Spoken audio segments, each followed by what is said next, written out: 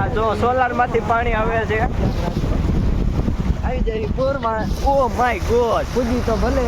અહીંયા તો કાંઈક અલગ જ નજારો દેખાણો છે ભાઈ. ઘરે પૂજ્યું તો સારું છે. હા આ જો આ ખેતર ઘરે પૂજ્યું તો બ્લોગ આવશે ને કેમ નહીં આવે. ઘરે પૂછ્યું તો આ જો અડધે તો પાણી આવે છે મોટરસાયકલ ને.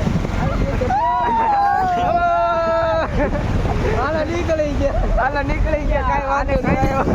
આ કરવા દો ને. જવા દે જવું.